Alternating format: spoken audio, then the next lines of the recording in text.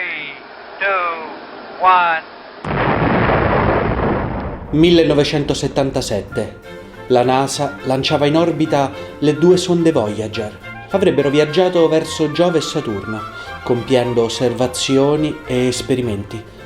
Si sarebbero spinte fino all'orlo esterno del Sistema Solare, per poi salpare alla volta dello spazio profondo.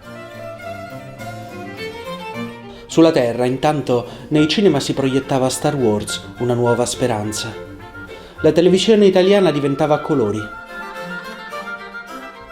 E in un garage, due hippie scapestrati inventavano un computer chiamato Apple. Le sonde Voyager sono ancora in viaggio. Al loro interno è contenuto un messaggio per tutti gli abitanti dell'universo, un disco d'oro, testimonianza della creatività umana. È il Voyager Golden Record. E la prima traccia incisa sul disco è il concerto brandeburghese numero 2 di Johann Sebastian Bach.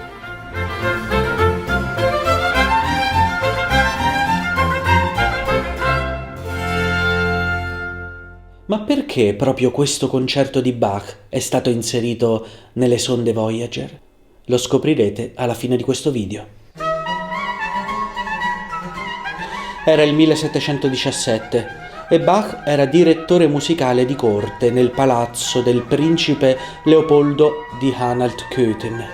In questo periodo Bach scriverà una delle sue opere più famose, i 6 concerti brandeburghesi, o come li chiama Bach, Concert avec plusieurs instruments. Il nome brandeburghesi venne attribuito solo nell'Ottocento. In quest'opera il compositore esplora tutte le possibilità della forma concerto, scrivendo 6 capolavori, ognuno con il suo organico e le sue caratteristiche.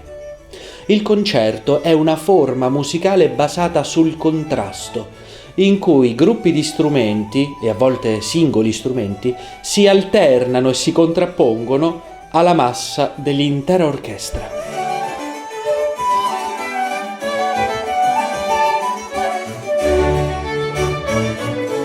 Una delle caratteristiche della vita di corte al tempo di Bach era la caccia. Nel primo dei brandeburghesi, Bach rappresenta questa attività di corte inserendo 2 corni da caccia. I corni suonano veri e propri richiami da caccia, insistendo sui gradi fondamentali dell'accordo di Fa.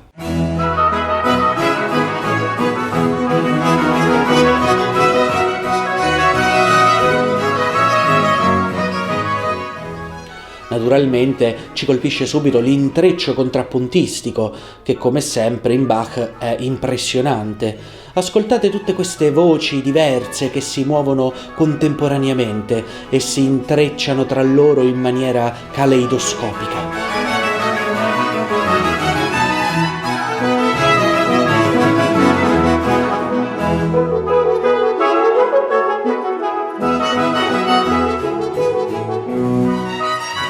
Questo tema che avete ascoltato all'inizio fa da ritornello e tornerà lungo tutto il movimento, frammentato in diverse tonalità e alternato ai piccoli interventi solistici degli strumenti: violini, oboe e poi corni.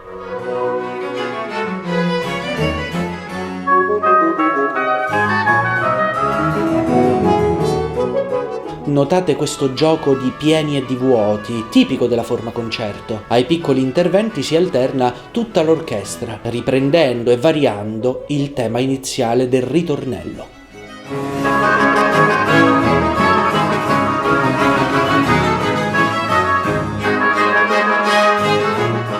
Il concerto è una forma tripartita, in 3 movimenti. Il movimento centrale di solito ha un carattere mesto, affettuoso e cantabile.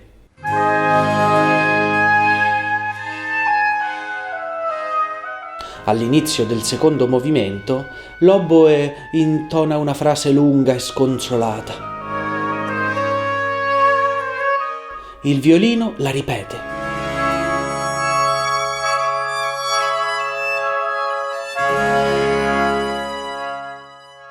E infine viene ripresa anche dai bassi, mentre l'orchestra commenta con quelli che si definiscono in musica sospiri musicali, note legate, molto vicine, che suonano come un piccolo gemito, un sospiro.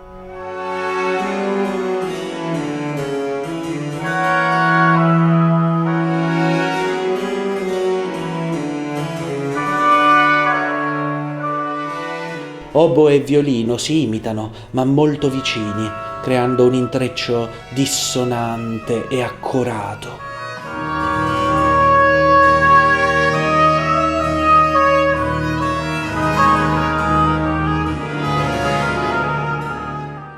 L'estetica barocca si distingue da quella classica soprattutto per quanto riguarda la gestione dei contrasti. Laddove lo stile classico rappresenta lo scontro tra sentimenti diversi, un brano barocco invece esplora un singolo sentimento in tutte le sue accezioni e lo sviscera. Immaginate di tornare a casa dopo un lungo viaggio di lavoro.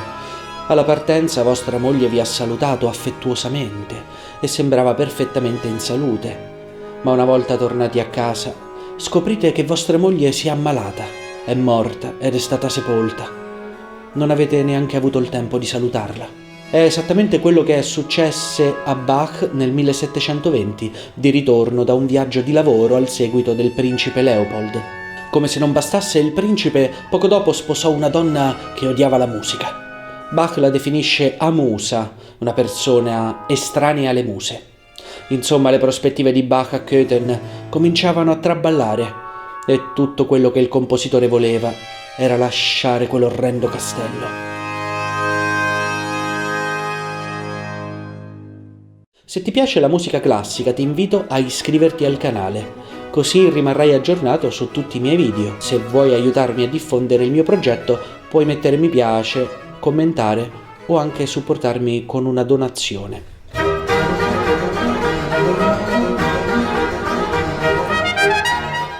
Mentre guardate questo video, le sonde Voyager sfrecciano nell'universo, sono sempre più lontane. Nel 2025 cesseranno ogni contatto con la Terra. A bordo delle sonde anche Bach attraversa lo spazio, come un messaggio per eventuali abitatori dell'universo. Il secondo concerto brandeburghese è proprio quello inserito nel disco d'oro della Voyager. Ed è forse il più avveniristico dei suoi concerti.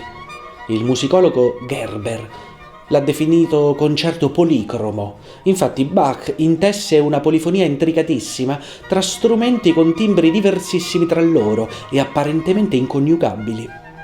Tromba, flauto dolce, oboe e violino. All'inizio, come di consueto, il ritornello viene esposto dall'intera orchestra. La quantità di linee sovrapposte è impressionante, una tessitura musicale cangiante e brulicante di ritmi.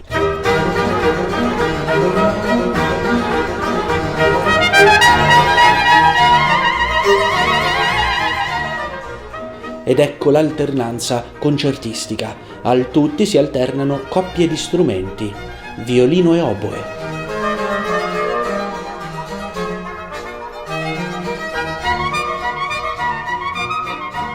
Oboe e flauto, e infine flauto dolce e tromba.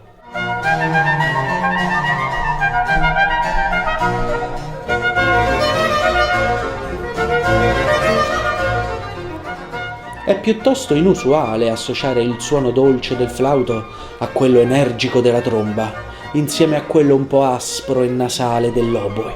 Dopo questo gioco di alternanze, gli strumenti si abbandonano tutti insieme a una progressione trascinante.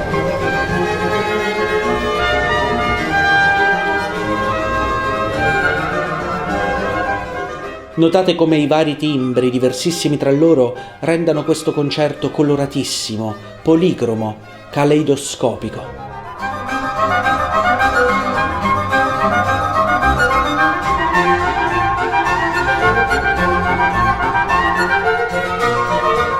A un certo punto i solisti sfilano uno alla volta e l'incastro tra le voci si fa sempre più complesso. È un contrappunto iridescente e di una complessità vertiginosa.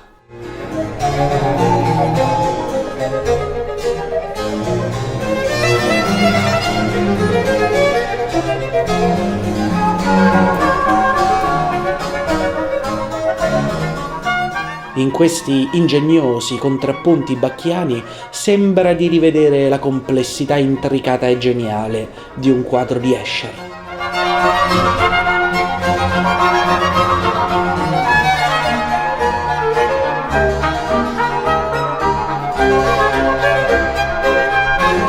Il secondo movimento rinuncia alla tromba, ci sono solo i 3 solisti e il basso continuo. Gli strumenti suonano in modo dimesso e malinconico.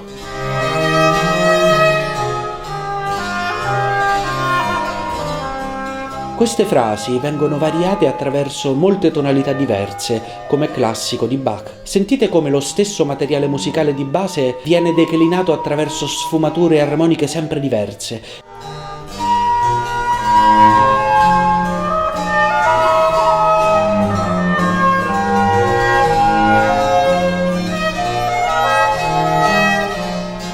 Nel 1719 Bach si era recato da Köthen a Berlino per acquistare un nuovo clavicembalo e qui aveva conosciuto il Margravio di Brandeburgo, un nobile potentissimo. Quella era la sua grande occasione. Proprio al Margravio Bach dedicherà i concerti brandeburghesi. Saranno una sorta di biglietto da visita musicale, composti nel tentativo forse di ottenere un posto di lavoro presso la corte del nobile Margravio. Fu così che nacquero i 6 concerti. Bach li inviò al Margravio, speranzoso. Il messaggio era stato lanciato, ora non restava che attendere la risposta. Il quinto brandeburghese è probabilmente il più famoso dei 6 concerti. Dopo il ritornello ascoltiamo un intervento dei soli. Flauto e violino intonano affettuosi e delicati movimenti discendenti di 4 note.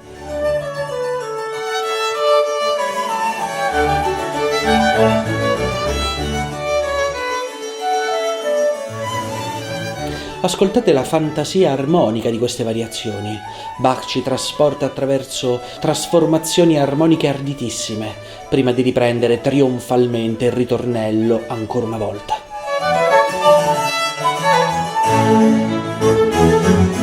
Improvvisamente però, nel quinto brandeburghese accade qualcosa di inaspettato. Il clavicembalo si stacca dagli altri strumenti e inizia a suonare da solo.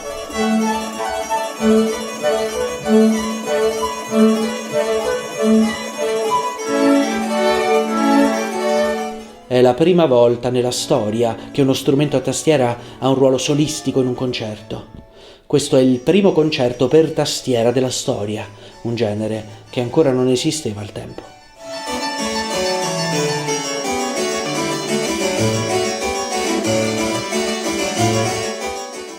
Fatto curioso, il Margravio di Brandeburgo probabilmente non fece mai eseguire questi concerti e non rispose neanche al compositore, il quale dovette attendere ancora qualche anno prima di poter trasferirsi in un'altra città.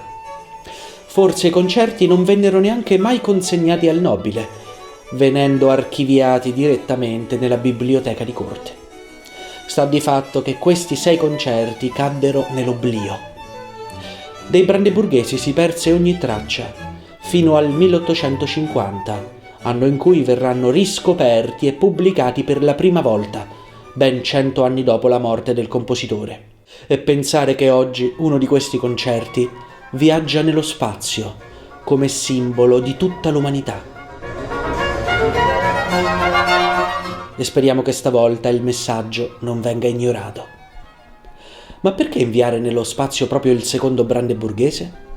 Perché oltre a essere un capolavoro della creatività umana, comunica un messaggio di unità nella diversità. Strumenti apparentemente inconciliabili dialogano insieme in un contrappunto perfettamente bilanciato. Un messaggio perfetto da dedicare ad altri abitanti dell'universo.